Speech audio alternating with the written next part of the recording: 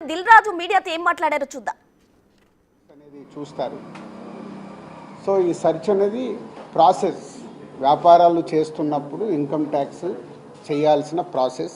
అలాగే మా మీద కానీ అదర్ వేరే ప్రొడక్షన్ హౌజెస్ మీద కానీ ఫైనాన్సర్స్ మీద కానీ నిన్న సెర్చెస్ అన్నీ ఉన్నాయి.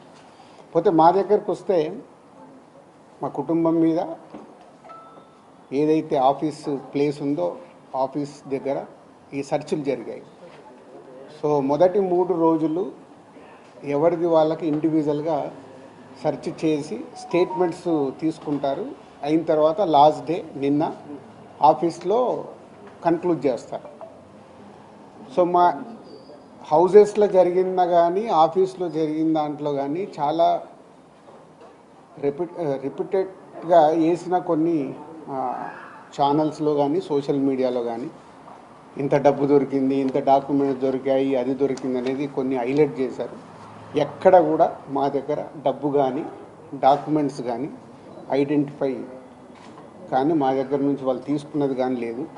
నా దగ్గర ఒక 5 lakhs, మా శిరీష్ గారి దగ్గర ఒక 4.5 lakhs, అలాగే మా డాటర్ ఇంట్లో 6 lakhs, ఆఫీస్లో 2.5 lakhs, మొత్తం బిలో 20 lakhs మా అందరి దగ్గర కలిపి బిలో 20 lakhs ఉంది. అలా ప్రతి ఒక్కటి ఇట్లా వాళ్ళు ఇన్కమ్ ట్యాక్స్ ఏమేం చూశారనేది ఇలా వాళ్ళది అయిన తర్వాత పంచనామా చేసిస్తారు.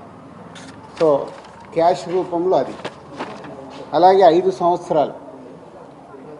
సంవత్సరాల నుంచి మేము ఎక్కడ ప్రాపర్టీస్ కానీ వేరే దాంట్లో ఇన్వెస్ట్మెంట్ చేయడం కానీ ఎక్కడ ఏమీ జరగలేదు. అది కూడా డిపార్ట్మెంట్కు టోటల్గా అందరి దగ్గరికి వెళ్ళి క్లియరెన్స్ చేసుకున్నారు. ఇది క్లీన్, ఎక్కడ డాక్యుమెంట్స్ కానీ అలాంటివి ఎక్కడేం లేవు. అలాగే బిజినెస్ దాంట్లో ప్రొడక్షను, డిస్ట్రిబ్యూషను, థియేటర్ సైడ్ ఉన్నాం కాబట్టి వాళ్ళకి అన్నీ డీటెయిల్గా కావాలి. డీటెయిల్ అంటే ప్రొడక్షన్ ఎలా జరుగుద్ది, ప్రొడక్షన్లో 24 క్రాఫ్ట్స్ ఉంటాయి. ఆ 24 క్రాఫ్ట్స్లో లావాదేవీలు ఎలా ఉంటాయి ఒక్కొక్క సినిమాకి. సో ఆ డీటెయిల్స్ అన్నీ వాళ్ళు తీసుకోవడం జరిగింది. అలాగే డిస్ట్రిబ్యూషన్ సైడ్ ఎలా ఉంటుంది, ఎగ్జిబిషన్ సైడు ఎలా ఉంటుంది అనేది వాళ్ళన్ని డీటెయిల్స్ అడుగుతూ అందరి దగ్గర తీసుకొని ఫైనల్గా నా దగ్గర నిన్న ఇవన్నిటిని ఎవరెవరు ఏమేమి స్టేట్మెంట్లు ఇచ్చారు, ఏముంది అనేది ఫైనల్ నాతో నిన్న కన్క్లూడ్ చేశారు.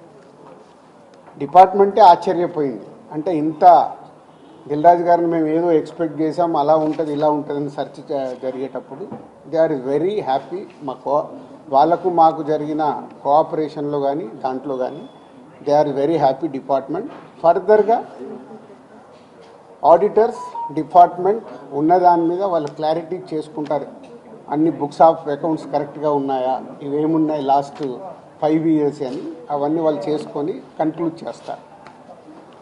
ఇదైపోతే మా మదర్ది, అమ్మకి 19th రోజు కాఫ్ కోల్డ్ ఎక్కువైంది.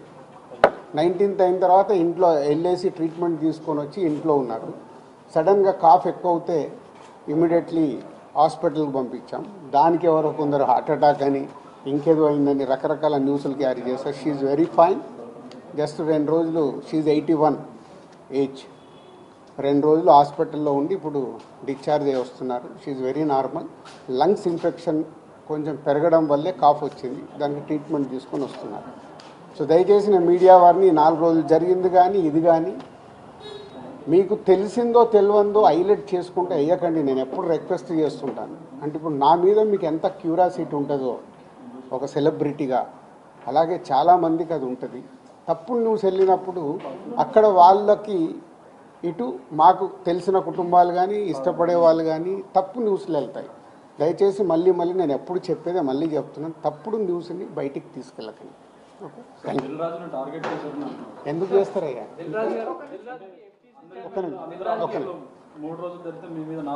నాలుగో రోజు నాది కాదు కదా, మైత్రిలో జరిగింది, అభిషేక్ మీద జరిగింది, ఇలా అందరి మీద. ఇది ఇండస్ట్రీకి సంబంధించి ఎందుకు టార్గెట్ చేస్తారు? ఇన్కమ్ ట్యాక్స్ అనేది ప్రాసెస్, ఇదేమి ఇల్లీగల్ కాదు.